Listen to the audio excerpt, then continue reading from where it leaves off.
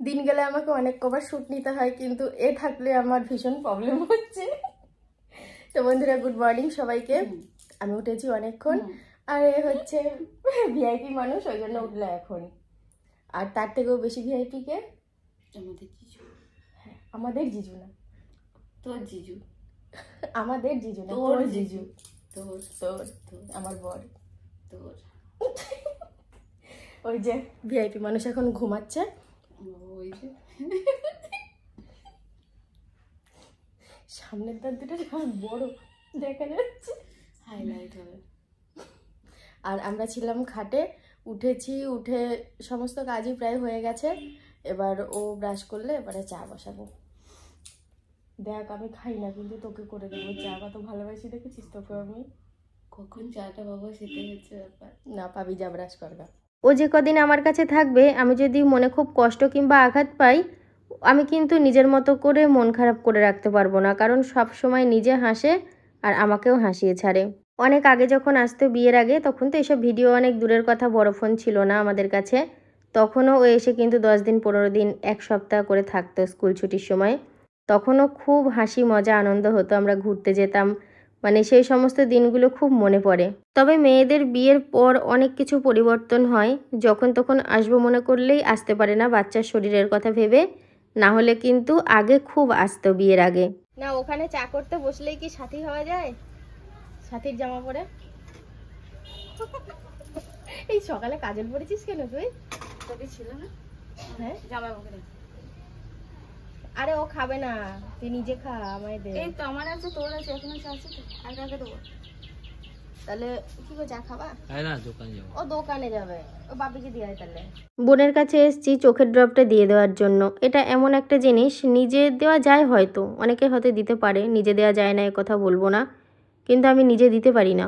চোখের ওষুধ আমার তেমন দেয়াই হয় না, এটাই হয়তো দিলাম। অনেক সময় ওই চোখে ব্যথা হয়, মানে ভাইরাস একটা সবারই হয়, সেই সাথে আমারও হয়েছিল গতবার, দুটো চোখেই। তার জন্য কোনো চিকিৎসা করতে হয় না, ওটা সময় গেলেই ঠিক হয়ে যায়।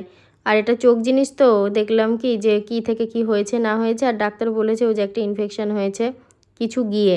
তো যাই হোক, ওই জন্য ডাক্তারটা দেখিয়ে নিলাম, অনেকটা ভালোও আছি চোখটা, আর কোনো অসুবিধা নেই। খাবারটা কখন আনিয়েছি, পরোটা এখানেই পড়ে রয়েছে, কিন্তু যে খাবে সে তো এখন কাজ করছে। অন্য কেউ হলে খুব তাড়াহুড়ো করে আমি তাকে খেতে দিয়ে দিতাম, কিন্তু ওকে ঠিক আমার অতটা তাড়াহুড়ো করে খেতে দিতে হয় না। এই বলছি কি, ঘরটা ঝাড় দিয়ে খেয়ে নিবি? হ্যাঁ, এ সবজি এসছে আজকে সকাল থেকে, টুকটাক করে সবকিছুই হচ্ছে, শুধু ব্লগের শ্যুটটাই নেওয়া হচ্ছে না। জানো কতটা বেলা হয়েছে? আমার কর্তা ভাবছে আমি ওকে বলছি, ও হাঁ করে আমার মুখের দিকে তাকিয়েছিল। ও ফ্রিজ পরিষ্কার করছে, আর বাইরে ঠুংঠাং আওয়াজ পাচ্ছ, ওই যে লোহার যে রডগুলো, খুঁটিগুলো আর কি, ওগুলো রং করবে প্রাইমার করে। আর এখানে দেখো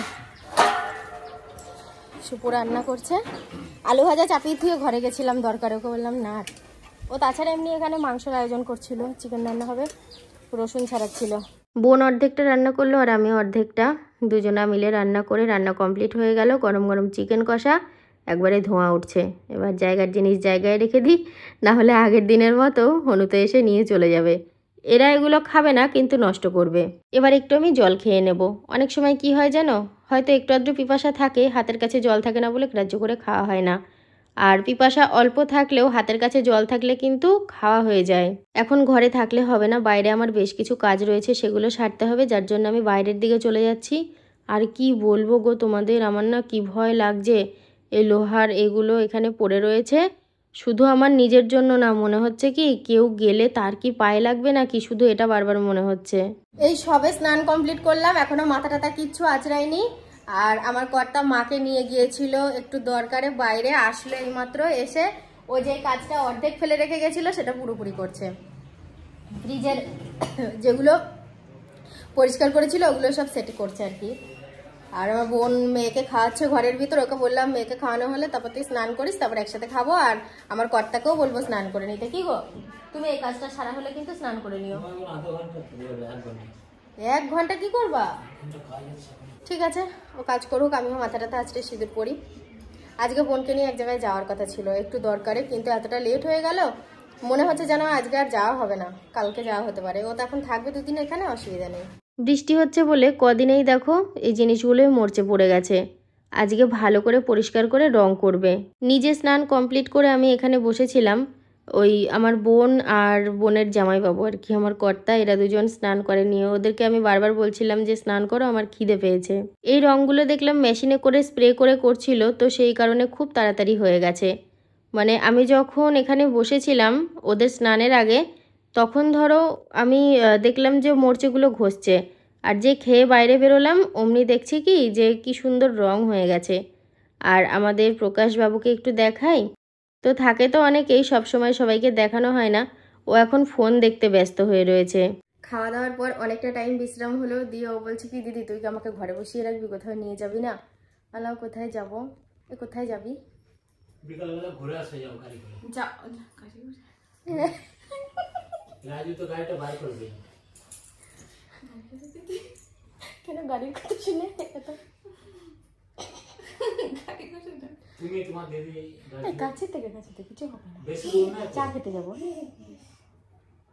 ঠিক আছে তাহলে চ, আমরা একটু রেডি হয়ে নিই। আমরা এবার বেড়াতে যাচ্ছি দুই বোনে মিলে, আর তার সাথে পুচকু। গাড়িটা বাইরে বের করা ছিল, ওগুলো রং করছিল, তো এবার স্প্রের মাধ্যমে রং করেছে, ছিটকে যাবে, তো সেই কারণেই ওনারা বললেন যে গাড়িটা আজকে বাইরে রাখতে, তো ওই জন্য রাস্তার মধ্যে আসতে হলো চাপার জন্য। আর বোনকে যে আজকে বেড়াতে নিয়ে গিয়ে এত বড় বিপদে পড়বো সেটা আমি ভাবিনি। সকালবেলা যেই দরকারের জন্য বেরোতাম, দিয়ে সময় হয়নি, দিয়ে ওকে বললাম চ একটু বেরোই, চা খেয়ে আসি। আর ওই দরকারটা মানে বার্থ সার্টিফিকেটের দরকারের জন্যই ও এসছে বেশিরভাগ, দিদি বাড়ি বেড়াতে আসেনি।